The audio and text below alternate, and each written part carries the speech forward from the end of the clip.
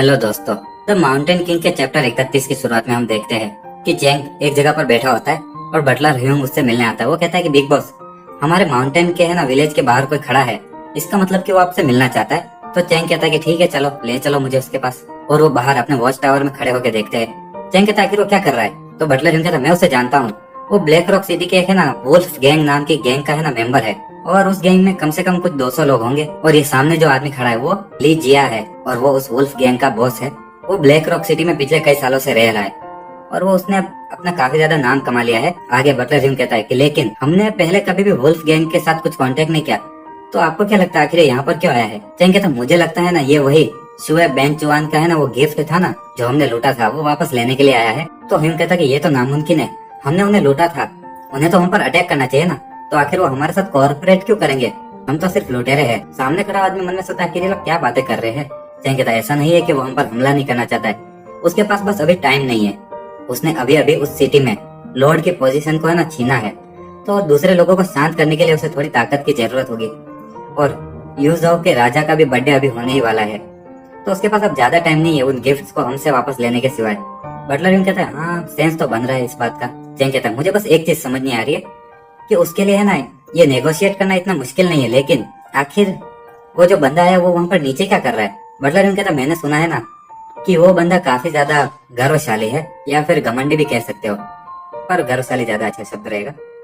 आगे वो कहता है एक बार कॉपी फिश हुजू उससे मिलना चाहते थे, लेकिन जब उसने 2 घंटे तक है ना उनके सामने खड़े रहकर कुछ नहीं बोला, और जब हैन हुजू ने पहले कुछ बोला उसके बाद में उसने बात करनी शुरू की। चैंग कहता कि ओह तो वो इतना गर्वशाली इंसान है, मैं भी एक बहुत ज्यादा गर्वशाली इंसान हूँ और मुझे ऐसे लोग बहुत पसंद है। बटलर ह्यूंग कहता है कि क्यों ना तुम माउंटेन से नीचे जाकर उसे इधर इनवाइट करो।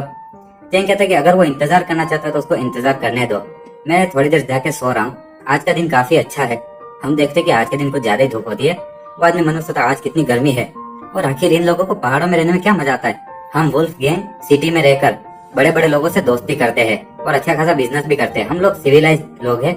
और बहुत से लोग तुम जैसे लुटेरों से है ना नफरत करते हैं, उसका कोई रीजन भी नहीं है। और आगे गर्मी में वो अपना पसीना पोंछते हुए सोचता है कि तुमने लू हुंग को हरा दिया, इसका मतलब ये थोड़ी है कि यार तुम इतने रोड बनोगे, और अभी तक किसी ने भी आगे दरवाजा क्यों नहीं खोला। आगे वो दरवाजे की तरफ देखते सोचता है कि आखिर इन लोगों ने अभी तक दरवाजा क्यों नहीं खोला, क्या ये लोग मेरे लिए कोई वेलकम पार्टी कर रहे हैं। हाँ काफी अच्छे लोग हैं। और आगे वो मन में सोच रहा होता है कि चलो अंदर जाते ही मैं उनसे है ना शहर के बॉर्डर्स वगैरह के बारे में बात करूंगा, और हमारी सिटी के लॉर्ड काफी ज्यादा गुस्से में है, मुझे वो बर्थडे गिफ्ट वापस दे दो और उसके बदले में मैं तुम्हें थोड़े पैसे दे दूंगा। ऐसी बातें बोल रहे हो। ऐसा बोलने के बारे में सोच रहा होता है। आगे वो कहता है अरे यार कितने ज्यादा मच्छर है, इतनी ज्यादा खुजली हो रही है ना, अगर मैं अपने कपड़ों को थोड़ा ढीला करूंगा तो इससे मेरी रेपुटेशन खराब हो जाएगी। आगे हम देखते हैं 3 घंटे बाद अभी भी धूप वैसी की वैसी है और ज्यादा हो गई है, और उस आदमी की हालत खराब हो रही है। और आगे वो पसीना पसीना होकर है ना आखिरकार बोल ही देता है वुल्फ गैंग का ली जिया आपसे मिलना चाहता है। आगे बटलर ह्यूंग कहता है कि बिग बॉस अब उसने चिल्लाना शुरू कर दिया है, तो क्या अब आप उसे बुलाना चाहोगे। तो चैंग दोपहर की नींद के बाद काफी ज्यादा फ्रेश मूड में होता है। वो कहता है कि अगर हम उसे और ज्यादा वहां पर खड़ा रखेंगे ना तो उसे हीट स्ट्रोक हो जाएगा, कहीं गर्मी से वो बेहोश ना हो। चलो उसे ऊपर आने दो, तुम उससे बात कर लेना, और हाँ देखना कि सुबह बेंचवान आखिर हमें कितनी कीमत देने को तैयार है। आगे गेट खुलता है और बटलर ह्यूंग उसकी तरफ जाता है, तो वो आदमी सोचता है कि वाह आखिरकार हमारा मसीहा आ गया। वो कहता है कि गेट खुल गया। वो कहता है कि हाउसकीपर ह्यूंग, मुझे लगा नहीं था कि आप ब्लैक रॉक सिटी को छोड़कर एक लुटेरे बन जाओगे यहाँ पर। तो बटलर ह्यूंग कहता है कि मैं कोई हाउसकीपर नहीं हूँ, अब मैं यहाँ का मैनेजर हूँ टोड विलेज का, और तुम्हें भूतकाल की बात करने की कोई जरूरत नहीं है। आगे आदमी कहता है कि ओह ये तो काफी बुरी बात है, तो क्यों ना मैं बॉस चैंग से मिलूं। तो बटलर ह्यूंग कहता है कि हमारे लीडर अभी काफी ज्यादा बिजी है, अगर तुम्हें कुछ भी काम है तो तुम्हें मुझसे एक बात करनी होगी। तो आगे वो आदमी कहता है कि हमारे लॉर्ड सुए बेंचुआन उस बर्थडे गिफ्ट के बाद आपको 20,000 है ना गुआन देने को तैयार है। गुआन किसी तरह की करेंसी है और मैं आपकी सेफ्टी की गारंटी लेता हूँ। हमारा लॉर्ड काफी ज्यादा दयालु है। बटलर ह्यूंग कहता है कि लॉर्ड सुए सच में काफी ज्यादा समझदार है, लेकिन मुझे डर है कि उन बर्थडे गिफ्ट की कीमत इससे तो कई गुना ज्यादा है। तो वो कहता है कि मैनेजर हूँ, भूलो मत कि तुमने उन बर्थडे गिफ्ट को जो है ना लूटा हुआ है, वो तुम्हारे थे भी नहीं। तो बटलर ह्यूंग कहता है कि भूलो मत लीडरली, हम लोग है ना लुटेरे हैं और जो भी चीज हम लूटेंगे वो सब हमारी होगी। वो कहता क्या। आगे हम देखते हैं कि दरवाजा खुलता है और चैंग एक तरह का कॉस्प्ले कर रहा है जैसे।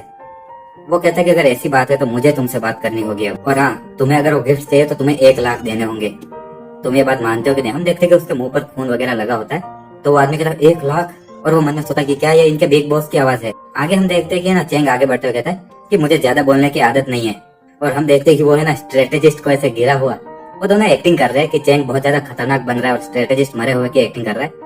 वो कहता है कि अगर ऐसी बात नहीं है तो मुझे फर्क नहीं पड़ता, और स्ट्रेटेजिस्ट कहता नहीं नहीं। तो वो आदमी मन में सोचता मैंने सुना था कि टॉड विलेज का लीडर जिंदा इंसानों को खाता है और डेली का है ना 2 लीटर इंसानों का खून पीता है। वो कहता है मैं प्रॉमिस करता हूँ 1 लाख देना, और है ना चैंग को उससे 260 फेयर पॉइंट मिलते हैं। तो बटलर कहता है ठीक है, अब ये तय हो गया है कि तुम 1 लाख लेकर आना और हम तुम्हें वो बर्थडे गिफ्ट वापस दे देंगे। तो आदमी कहता है हम एक साथ में 1 लाख नहीं दे सकते, ये बहुत बड़ी प्रॉब्लम है। बटलर कहता है कोई बात नहीं, तुम है ना इंस्टॉलमेंट में पेमेंट कर सकते हो। वो कहता है कि किस्तों में। तो बटलर कहता है कि हमने तुम्हारे लिए सारी चीजें पहले ही सोच के रखी है, अगर तुम्हारे पास पैसा नहीं है ना तो तुम अनाज, नमक और कपड़े को यूज करके सारे पैसे चुका सकते हो, और हाँ तुम्हें बस 30% डाउन पेमेंट करनी होगी। और जहाँ तक की इंटरेस्ट की बात है, हम तुम्हें ना 20% इंटरेस्ट लगाएंगे जब तक कि तुम सारे पैसे नहीं दे देते। और अगर तुम्हें कोई प्रॉब्लम नहीं है तो चलो इस कॉन्ट्रैक्ट को साइन करो। आगे वो उसके सामने कॉन्ट्रैक्ट रखते हो, कहता है कि ये 2 कॉन्ट्रैक्ट मैंने डुप्लीकेट बनाए हैं, इस पर साइन करने के बाद आप एक को है ना उस लॉर्ड शिवा बेंचवान के पास ले जा सकते हो ताकि तुम उससे वो सिग्नेचर और सील लगवा के ला सको, और जब तुम डाउन पेमेंट दे दोगे तुम यहाँ से बर्थडे गिफ्ट ले जा सकते हो। तो वो कहता है मतलब कि अगर मैं 30,000 गुआन देता हूँ तो मैं सारे बर्थडे गिफ्ट ले जा सकता हूँ। वो बटलर ह्यूंग कहता है हाँ हाँ बिल्कुल। आगे वो कहता है कि बटलर ह्यूंग आखिर हमें क्या करना चाहिए, डिलीवरी कब होगी? तो वो कहता है कोई चिंता नहीं, और वो लोग बातें कर रहे होते हैं और हम दूसरे रूम का सीन देखते हैं जहाँ पर कि स्ट्रेटेजिस्ट कहता है आखिर हम लोग वापस बाहर कब जा पाएंगे। चैंग कहता है कि रुको, जब तक कि बटलर ह्यूंग उस वुल्फ गैंग के लीडर को बेवकूफ नहीं बना लेता, हमें यहीं पर इंतजार करना होगा। चैंग कहता है कि मैं कुछ ही दिनों में उस लोक ये सिटी में जाने वाला हूँ, तो तुम्हें मेरे साथ में आना होगा। तो स्ट्रेटेजिस्ट कहता है क्या तुम्हें अभी से उसकी याद आने लग गई? अभी भी तुम काफी ज्यादा जवान हो यार, कंट्रोल रखो। चैंग कहता है कि दूसरी बात तो ये कि मैंने है ना अभी तक सिटी देखी नहीं कि वो किस तरह की दिखती है, तो इसलिए मुझे जाके एक बार चेक करना होगा। आगे हम देखते हैं कि एक तालाब के उधर फ्लाइंग टाइगर विलेज का लीडर मछलियां पकड़ रहा होता है, और वो कई सारी मछलियां पकड़कर उस मटके में भर देता है। और वो कहता है कि इतनी देर फिशिंग करने के बाद इतनी मछलियां मेरे को कुछ दिन तो चलेगी। और उसको पीछे से आवाज आती बड़े भाई, और वो एकदम से डर जाता है और उसके हाथ से वो मटका है ना पानी में गिर जाता है। पीछे से उसका छोटा भाई आता है, कहता है बड़े भाई टॉड विलेज ने एक और है ना पोस्टर लगाया है। तो उसका बड़ा भाई काफी ज्यादा गुस्से में उसे देखता है, वो सोच में पड़ जाता है कि क्या चल रहा है। आगे उसका बड़ा भाई पीछे से उसका गला पकड़ के है ना दबा रहा होता है। वो कहता है नहीं नहीं, और आगे वो बेहोश हो जाता है। आगे वो कहता है कि अगली बार से मुझे ऐसे डराना मत, और अब जल्दी बोलो क्या हुआ। और आगे वो पोस्टर को देखते हुए कहता है कि मिर्ची लो और उसकी खेती करो, आखिर ये मिर्ची क्या है? तो उसका छोटा भाई कहता है कि ऐसा कहा जाता है कि 1 किलो मिर्ची को हमें ना 1 किलो किसी भी खाने के साथ बदल सकते हैं, तो आपको क्या लगता है हमें क्या करना चाहिए? तो वो लीडर कहता है कि ये सब बकवास है, आखिर कोई भी उस पर यकीन कैसे करेगा? तो वो कहता है कि उस व्हाइट वुल्फ ने कुछ मिर्ची ली और उन टकले लुटेरों ने भी ली है, और बड़े भाई मैंने भी आधे एकड़ जितने दाने ले लिए है, तो मुझे कोई ऐसी जगह बताओ ना जहाँ पर मैं उन्हें खेती कर सकूं। तो उसका बड़ा भाई कहता है ये तो सब बकवास है, हम इस साल दूसरे अनाज के है ना उगा सकते हैं, तो तुम्हारे लिए कोई फालतू में फ्री की जगह नहीं है। तो उसका छोटा भाई कहता है क्यों ना तुम मुझे एक बार थोड़ी सी जमीन दे के देखो, मैं उसमें कुछ उगाना चाहता हूँ। तो उसका बड़ा भाई कहता है मैं ज्यादा से ज्यादा तुम्हें हॉल के सामने की वो खाली जगह दे सकता हूँ, उससे ज्यादा नहीं। आगे 3 दिन बाद हम देखते हैं कि ब्लैक रॉक सिटी से ना डाउन पेमेंट आ जाती है। बटलर कहता है कि जल्दी से जगह करो, हमें 10,000 कॉपर कॉइंस, नमक, लोहा और अनाज के लिए जगह चाहिए। और आगे कहता है कि जनरल लो आपके साथ पार्टनरशिप में काम करके अच्छा लगा। जनरल लो काफी ज्यादा गुस्सा था, वो कहता शेट। आगे हमें बताया जाता है कि वो सारे गिफ्ट लेने के बाद जनरल लो वापस ब्लैक रॉक सिटी नहीं गया, वो डायरेक्ट योजव सिटी में उसके राजा को गिफ्ट देने गया। और इससे हमें पता चलता है कि उनके पास टाइम की कितनी कमी थी। और अगले दिन चैंग ने सिस्टम के द्वारा मिले हुए रिवॉर्ड के कपड़े और एक कमर पे है ना चाकू बांधकर और पतले से घोड़े को राइड करके स्ट्रेटेजिस्ट के साथ वो है ना शहर में चला गया।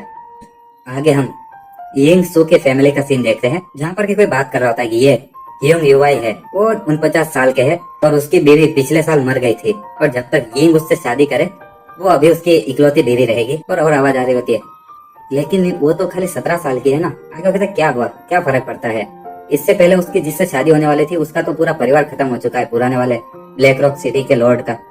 और ऐसा कहा जाता है कि उसे कई दिनों तक लुटेरों ने भी अपने पास रखा, तो तुम्हें तो खुश होना चाहिए कि हमारे काउंसिलर है ना उसे रखना चाहते हैं। आगे हम देखते कि यिंग सू वहाँ पर बैठी होती है और कुछ पंछियों को दाने डाल रही होती है। तभी पीछे से है ना उसकी नौकरानी चिल्लाते आती कि मिस क्या आपने सुना कि वो बुढ़िया आपकी किसी से है ना शादी कराने वाली है, और उसका नाम कुछ ह्यूंग है, और वो है कोई बूढ़ा आदमी है जिसकी उम्र 49 साल है।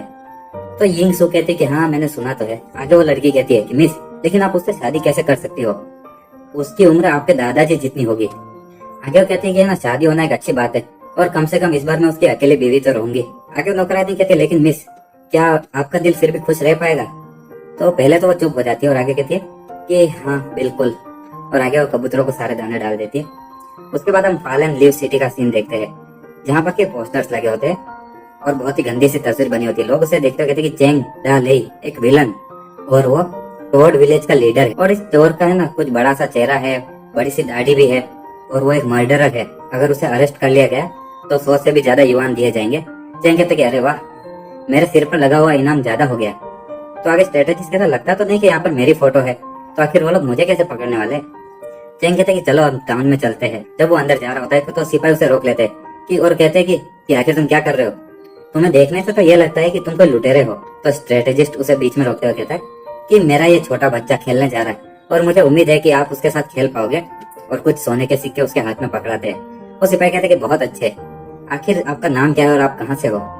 चेंग कहते कि मेरा नाम कुछ, हाँ मेरा नाम ओबा है और मैं क्विंग न्यू माउंटेन के नीचे से आया हूँ, और उनका नाम ओविये है और ये मेरे अंकल है। हम दोनों इस शहर में कुछ दोस्तों से मिलने जा रहे हैं और हमें उम्मीद है कि हमें कोई प्रॉब्लम नहीं होगी।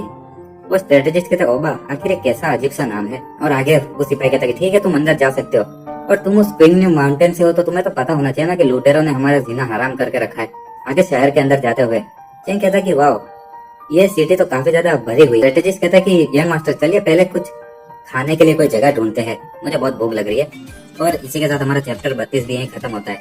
अगर आपको वीडियो पसंद आए तो लाइक शेयर एंड सब्सक्राइब कर दीजिए। मैं डेली ऐसी वीडियोस लाता रहूंगा।